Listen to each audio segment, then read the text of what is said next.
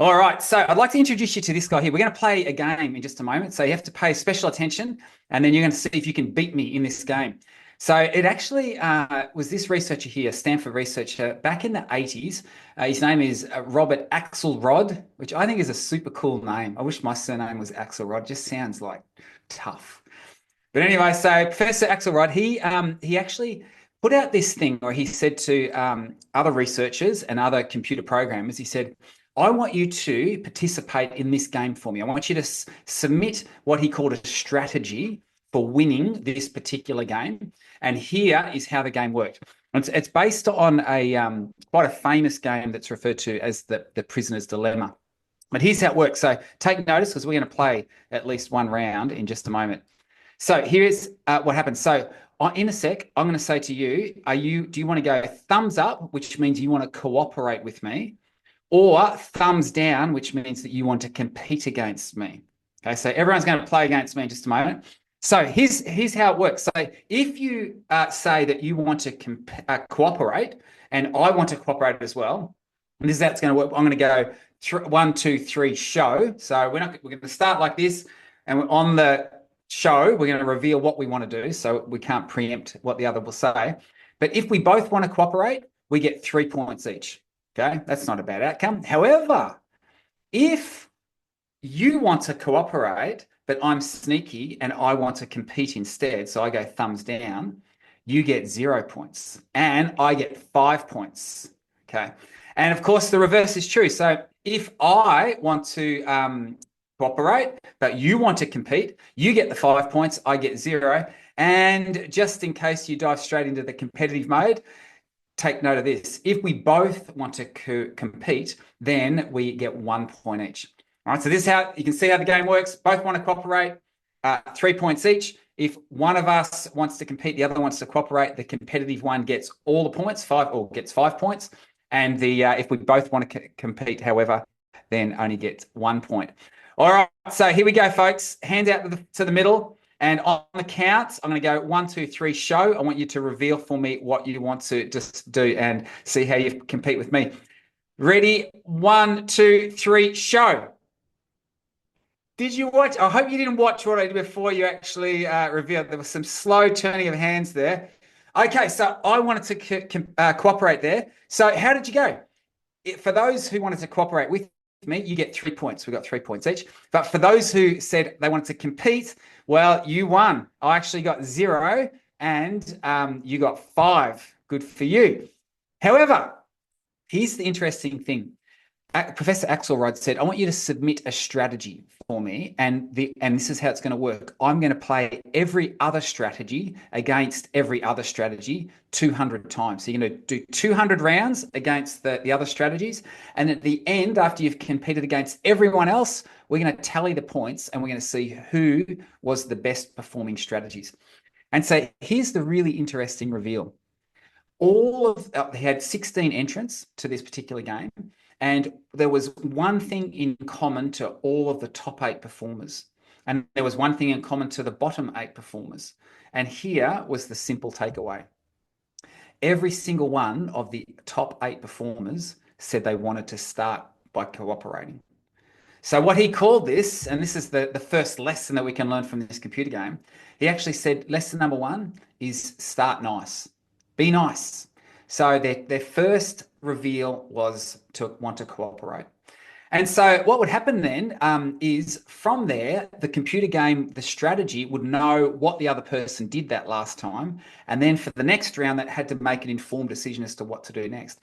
And so of all of those top 8, what he referred to as nice as compared to nasty, not calling you nasty if you wanted to compete against me, by the way, but of those top 8, the very top performer had a particular characteristic that it did. And in fact, this is how it worked. The top number 1 ranked strategy, it would look to see what the one person did last time, what the other strategy did last time, and then it would replicate it.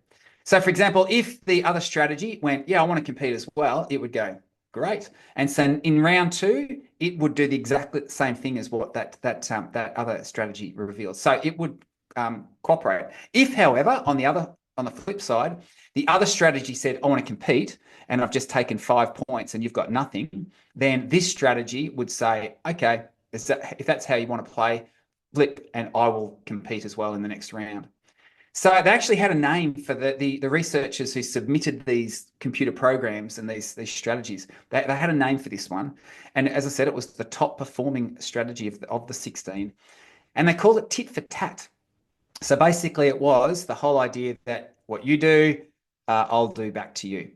And so the lesson that they drew from this was quite insightful. What they said is, be nice, that's lesson 1. But lesson 2, but don't be a pushover. Because some of the strategies that were too nice, that actually, yeah, I'll cooperate, they just, in the end, started to get taken advantage of.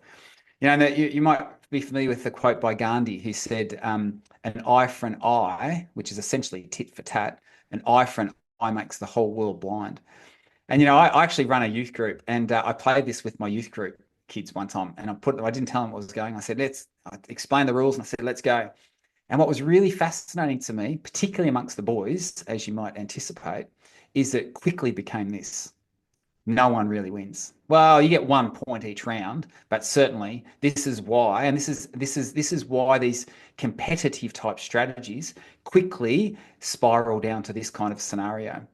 And this has applications for a whole range of things. In fact, this whole game theory, it sounds like a bit of fun, but really what they were trying to understand is, how do we help people to interact in these situations that are very tenuous? So, for example, they were applying this to the arms race at the time, you know, where America were arming and Russia were arming. And so we'd arm more and we'd arm more. And in the end, we've got enough to blow each other up multiple times, but we still keep going with it because of this sort of scenario. So lesson 1, be nice. Lesson 2, don't be a pushover. But what Axelrod did then, he said, let's play it again. Now that you know how this panned out, I invite you to actually resubmit, modify your strategies and see what you can come up with here. And so he actually published this later paper, which was what he referred to as this more effective choice. And what they found is that tit for tat still did pretty good. The idea of it always started nice. And in fact, most of the strategies when they came in the second round would start with that nice behavior. And tit for tat did well, but they found there was one that did even better. And this is what it looked like. It was sort of like tit for tat, except that for the first round, it would start nice. And then it would look to see what the other one did. And if the other one wanted to compete, referred to as nasty, it would go, I'll give you one more choice, one more chance. And so it would go nice again. But then if the other one still wanted to compete, it was then time to not be taken advantage of. However, if throughout the strategy, because they played 200 rounds against each other, if they continued this and then the other strategy flipped and changed its game and all of a sudden said, okay, I'll cooperate now, it would then from that time on start to replicate that same learning. And so they actually created a new name for this. It was a variant of tit for tat, but this is what they called it: forgiving tit for tat. And I think this is a really, really powerful message. And the third lesson was that they took away from this is lesson 3, be forgiving. So if you wanted to distill, you know, the 3 key lessons that came out from this in terms of, you know, what strategies overall when competing against contesting against all these other strategies, what was the best approach? It was A, to start nice, right? So want to come with that mindset of wanting to cooperate. 2, be forgiving. So give a little bit of grace when people slip up and maybe think, oh, so give them a little bit of leeway, but ultimately don't be a pushover as well. And so sort of, you know, be prepared to stand up for that. And so I find this fascinating. You know, be nice, be forgiving, but don't be a pushover. I wonder to what extent this actually has applications for our interactions and the people that we deal with. And also I wonder to what extent it actually relates to how we relate to ourselves. You know, and maybe at times we need to be nice to ourselves, be a little bit kinder to ourselves. Maybe we need to be a little bit more forgiving to ourselves as well, because we all make mistakes. You know, maybe we need to just dust ourselves off a little bit more often and try again. And that's certainly within the behavior change literature, a way that, you know, we think about the best outcomes for adopting health behaviors. And then the last thing I would say, you know, it's nice to say, oh, be nice to yourself, be kind to yourself, be forgiving of yourself. there's also value, and the wellbeing literature indicates this pretty powerfully. There's value as well as is actually giving yourself a bit of a shove at times as well. It's not a bad thing to do it a little bit tough from time to time. And I've just learnt that when I took, I was leading 23 uni students on this hike, and you're up big mountains, and when it's snowing and you're cold and all the rest of it. At the end of the day, you sit around, and during the day, not so much fun. But at the end of the day, when you debrief and you see that these, students are like, I didn't think I could do that, but I did that. And it grows that self-efficacy, self-belief. It's a really powerful thing. I'll finish with this before we have our discussion questions. They played this game, and I've seen the video of this, and it was just so powerful, and it jumped out at me. They played this game with kids, right? These are relatively young kids. And there was one particular kid in the group who just kept putting his thumb up. I want to cooperate, cooperate, cooperate. And very quickly, some of the others in the class figured, oh, we can take advantage of this, and they would compete, and they would take their 5 points each time. And in the end, one of the teachers sort of interjected and said, "Hey, do you know that you're actually getting no points each time here, and they're getting 5 points each time. So they're getting 5, you're getting nothing." And this was the kid's response. And how powerful is this?